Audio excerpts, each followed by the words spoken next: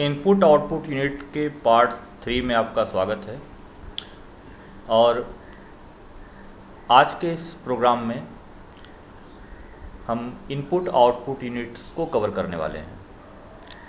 इसके पहले के चैप्टर्स में हमने इनपुट आउटपुट यूनिट्स के कीबोर्ड, माउस, जॉयस्टिक्स के बारे में जानकारी हमने लिया था और आज हम स्कैनर के बारे में जानकारी लेने वाले हैं। तो चलिए स्टार्ट करते हैं हम लोग। देखिए, सबसे पहली बात यहाँ पर स्कैनर एक इनपुट यूनिट है या एक इनपुट डिवाइस है। और इसके पहले हमने पढ़ा था कि इनपुट डिवाइसेस या इनपुट यूनिट क्या होता है। स्कैनर भी उन्हीं में से एक है और इसके द्वारा हम लोग इमेजेस को, प्रिंटेड टेक्स्ट को, हैंड राइटिंग और भी बहुत सारे ऑब्जेक्ट्स को हम यहाँ पर स्कैन करते हैं और इसे हम लोग कन्वर्ट करते हैं डिजिटल कॉपी में या एक डिजिटल इमेजेस में। मुख्यतः अगर हम बात करें कि स्कैनर का क्या कार्य है या स्कैनर का कार्य करता है, तो इसके बारे में यहाँ पर हम ये जानते हैं कि जब भी हमारे पास कोई हार्ड कॉपी या हार्ड इमेजेस या हस्तलिखित कुछ भी, जिसे हम एक फिजिकल रूप में जानते हैं, एज फॉर एग्जाम्पल कि आपके पास एक न्यूज़पेपर है या आपके पास कोई पेज है जो कि अभी फिजिकल फॉर्म में है या भौतिक रूप में है और हम उसे कन्वर्ट करना चाहते हैं किसी डिजिटल फॉर्म में, तो हम जिस उपकरण का प्रयोग करते हैं वो हमारा स्कैनर है। तो स्कैनर के द्वारा जो होता है वो हार्ड कॉपी को कन्वर्ट किया जाता है डिजिटल फॉर्म में या डिजिटल रूप में। यहाँ पर हम देख पाएंगे कि एक स्कैनर है और यह भी आपका एक स्कैनर है। अच्छा, यहाँ पर चित्र में दिखाया गया है कि ये जो हमारा यहाँ पर स्कैनर है ये प्रिंटर के साथ इनबिल्ड है और ये वाला हमारा जो स्कैनर है वो इनबिल्ड नहीं है। यानी कि अगर हम मार्केट से स्कैनर परचेस करते हैं तो हमें वो प्रिंटर के साथ मिलता है। इसे हम ऑल इन वन प्रिंटर भी कहते हैं, ऑल इन वन प्रिंटर। तो इस तरह के प्रिंटर्स में स्कैनर ऊपर में लगा हुआ होता है और उसके नीचे प्रिंटर कार्य करता है। आइए यहाँ पर और चित्रों के माध्यम से समझते हैं स्कैनर को। देखिए, यहाँ पर भी एक स्कैनर है, यह भी हमारा एक स्कैनर ही है। इसे हम हैंड स्कैनर कहते हैं या बारकोड रीडर भी कहते हैं। यह भी हमारा एक स्कैनर है। तो इस तरह से हम यहाँ पर देखते हैं कि स्कैनर्स अलग अलग टाइप्स के होते हैं। आगे हम लोग यहाँ पर देखते हैं एक ऑल इन वन प्रिंटर्स में लगा हुआ स्कैनर।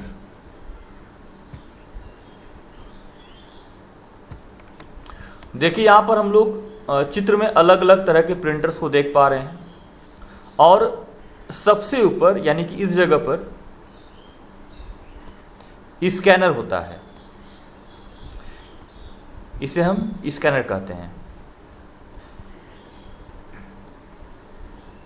आप मार्केट से जीरोक्स या जब भी फोटो स्टेट वगैरह करवाते हैं तो आपके डॉक्यूमेंट्स को स्कैनर के ऊपर ही रखा जाता है। ये बेसिकली शीशे का स्ट्रक्चर्ड होता है जिसके नीचे से एक रे निकलता है और वहाँ पर हम अपने डॉक्यूमेंट्स को रखते हैं और वो डॉक्यूमेंट्स स्कैन हो जाता है। अगर बहुत सिंपल वर्ड में हम बात करें तो कोई भी स्कैनर फिजिकल कॉपी को डिजिटल कॉपी में कन्वर्ट करने का कार्य करता है।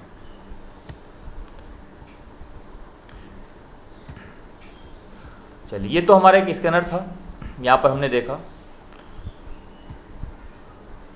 तो इसे आप नोट्स कर लें। देखिए, यहाँ पर दुनिया का पहला स्कैन इमेजेस है यानी कि ये सबसे पहले प्रिंटर्स का इमेजेस था जो कि 1957 में लिया गया था। और कुछ नोट्स है यहाँ पर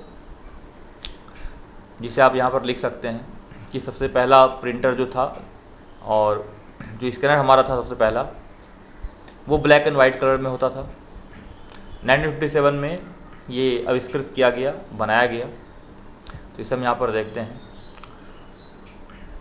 आगे हम चलते हैं अपने नेक्स्ट टॉपिक की तरफ और वहाँ पर देखते हैं कि स्कैनर्स के अलग अलग टाइप्स के बारे में, कितने प्रकार के स्कैनर होते हैं।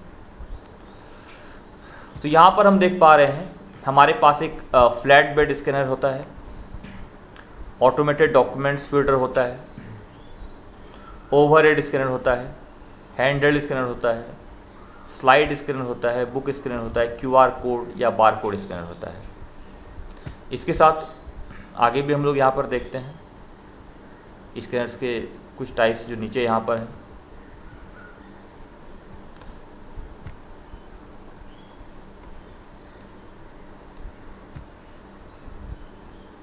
यहाँ पर हम देख पा रहे हैं,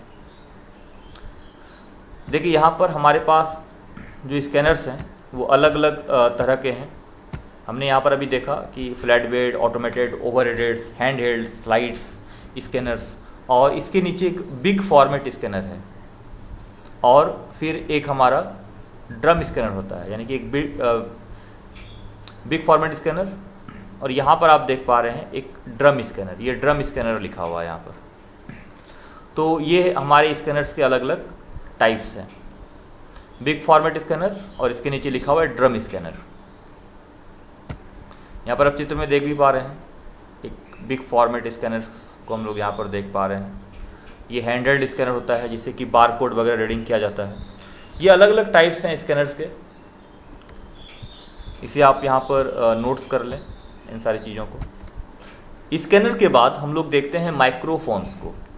देखिए बेसिकली माइक्रोफोन्स आज के दौर में हर एक व्यक्ति के द्वारा यूज़ किया जा रहा है। मोबाइल में हम लोग माइक्रोफोन्स के द्वारा बातचीत करते हैं, लैपटॉप्स में या फिर कंप्यूटर्स में भी हम लोग इन्हीं माइक्रोफोन्स का उपयोग करते हैं। यहाँ पर आप देख पा रहे हैं, इसे भी एक माइक्रोफोन बोलेंगे, माइक भी कहा जाता है। ये भी हमारा एक माइक्रोफोन है, ये भी हमारा माइक्रोफोन है।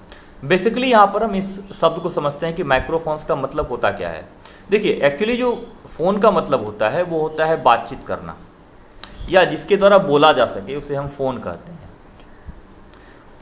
और माइक्रोफोन का मतलब है एक ऐसा डिवाइस जो काफ़ी आकार में छोटा हो। तो ये बेसिकली हमारा एक माइक्रोफोन्स का प्रोटोटाइप है। इस तरह का माइक्रोफोन्स होता है हमारा। यहाँ पर हम देख पा रहे हैं एक माइक्रोफोन जिसे बोलचाल की भाषा में माइक या माइक कहा जाता है, एक उपकरण होता है। बेसिकली एक उपकरण होता है।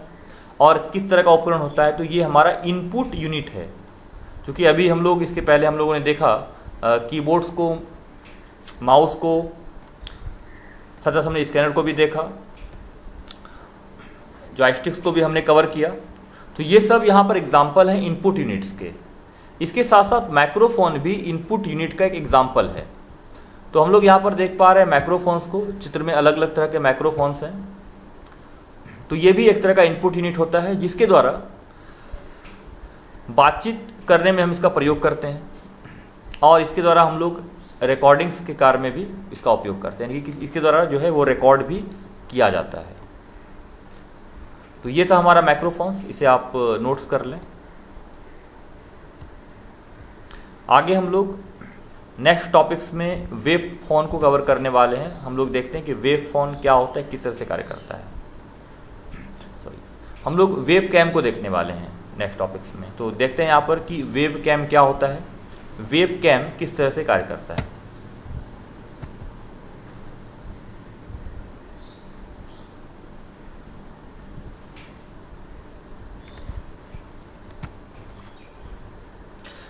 यहाँ पर आप एक वेब कैम देख पा रहे हैं। इस चित्र में आप देखिए यहाँ पर एक वेब कैम है। अब ये वेब कैम होता क्या है, तो देखिए यहाँ पर दो वर्ड है, एक है वेब और एक है कैम। कैम का मतलब होता है कैमरा, यानी कि जो हम लोग कैमरा यूज़ करते हैं अपने मोबाइल फ़ोन में, जिसके द्वारा हम लोग अपने वीडियोस को बनाते हैं, या फिर हम लोग जिसके द्वारा अपने फ़ोटो या सेल्फी को लेते हैं, वो फ्रंट कैमरा जो होता है हमारे मोबाइल फ़ोन का। उसी तरह से हमारे लैपटॉप्स में भी कैमरा फ्रंट में होता है जो वेब कैम कहलाता है। साथ ही साथ अपने पीसी में, पर्सनल कंप्यूटर्स में हम लोग इसको इंस्टॉल भी कर सकते हैं। तो देखते हैं कुछ वेब कैम या वेब कैमरा को हम लोग यहाँ पर। देखिए यहाँ पर आप चित्र में देख पा रहे हैं अलग अलग तरह के यहाँ पर वेब कैम्स हैं। ये भी यहाँ पर एक वेब कैम है, ये भी एक वेब कैम यहाँ पर आप देख पा रहे हैं। यहाँ पर वेब कैम के साथ साथ एलईडी लाइट भी है जो रात में भी हमारे फ़ोटोज़ को, हमारे इमेजेस को ले पाएगा। इंफ्रारेड वेब कैम कहलाता है ये। यहाँ पर भी आप एक वेब कैम को देख पा रहे हैं। तो अलग अलग तरह के वेब कैम्स को यहाँ पर हम देख रहे हैं। इसका उपयोग हम लोग ऑनलाइन मीटिंग्स के लिए भी कर सकते हैं। आधार कार्ड्स में फ़ोटो वगैरह खींचने के लिए भी इसका प्रयोग किया जाता है। साथ ही साथ ज़रूरत के अनुसार इसका अलग अलग जगहों पर अलग अलग तरह से उपयोग किया जा सकता है। तो यहाँ पर हम देखते हैं वेब कैम एक वीडियो कैमरा होता है जो वास्तविक समय में, यानी कि रियल टाइम में, अगर हम लोग मान लीजिए इंटरनेट्स पर अगर बातचीत कर रहे हैं या कन्वर्सेशन कर रहे हैं, कोई मीटिंग वगैरह अटेंड कर रहे हैं, तो हम लोग वहाँ पर वेब कैम्स का प्रयोग करते हैं। तो यहाँ पे कहा जा रहा है कि वास्तविक समय में, यानी कि रियल टाइम में हम लोग इससे इंटरनेट जैसे कंप्यूटर नेटवर्क के माध्यम से अपने वीडियोस को शेयर कर सकते हैं। ठीक है, तो इसलिए यहाँ पर हमारा इसे हम लोग web cam is a video camera that feeds और स्ट्रीम्स एंड इमेजेस और video in a real time all through the computer network such as the internet.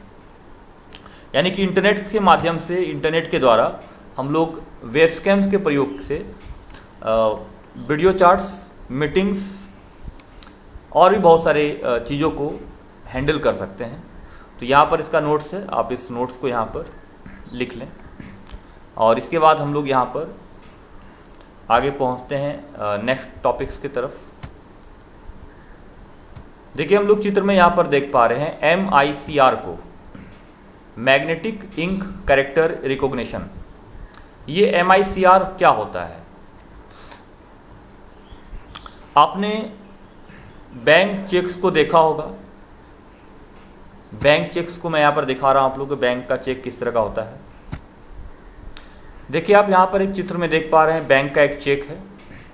Check के सबसे ऊपर में नाम लिखा हुआ रहता है। मैंने यहाँ पर नाम को रेड से हाईलाइट्स कर दिया, इसको मैंने यहाँ पे ढक दिया है सुरक्षा के दृष्टिकोण से।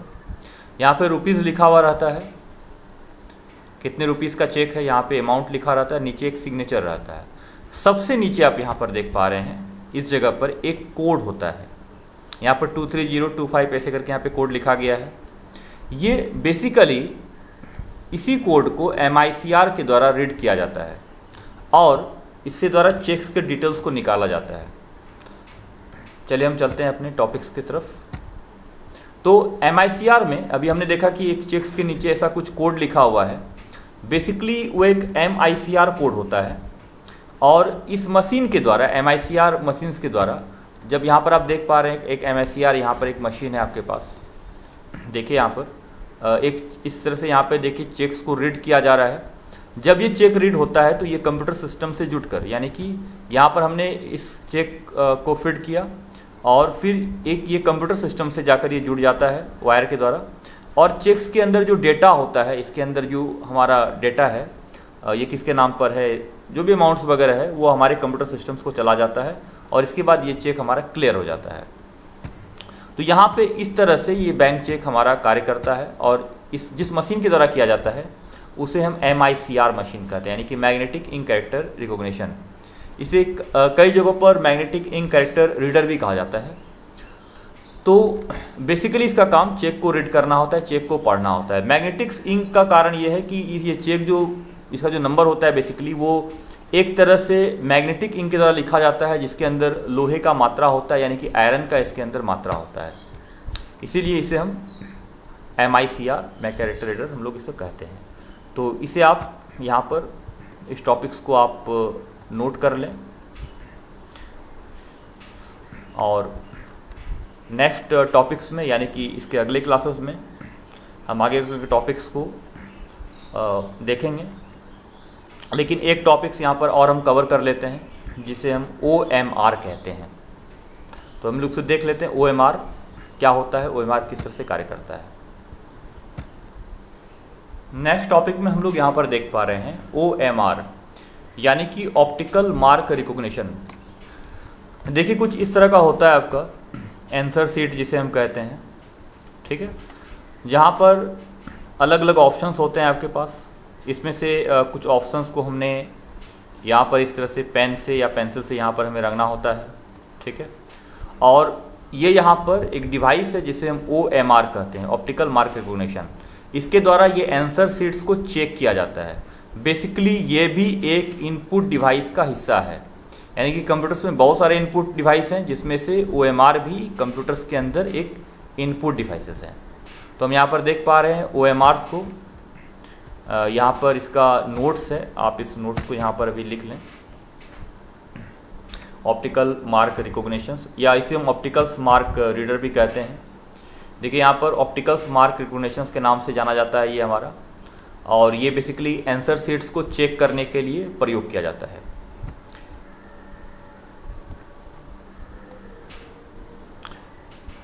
इस तरह के आंसर शीट्स को प्रयोग किया जाता है। तो हम लोग यहाँ पर देखते हैं मल्टीपल चॉइस क्वेश्चंस जो होते हैं, ऐसे आंसर शीट्स को चेक करने के लिए हम लोग OMRs का उपयोग करते हैं। इस नोट्स को यहाँ पर आप लिख लें अपने कॉपी पर। और आज हम इनपुट आउटपुट डिवाइस के इस क्लास को यहाँ पर क्लोज करते हैं। नेक्स्ट टॉपिक्स में नेक्स्ट पार्ट्स के लिए हम लोग अगले क्लासेस में इसे देखेंगे, अगले क्लासेस में इसे कवर करेंगे। तब तक के लिए इतना ही।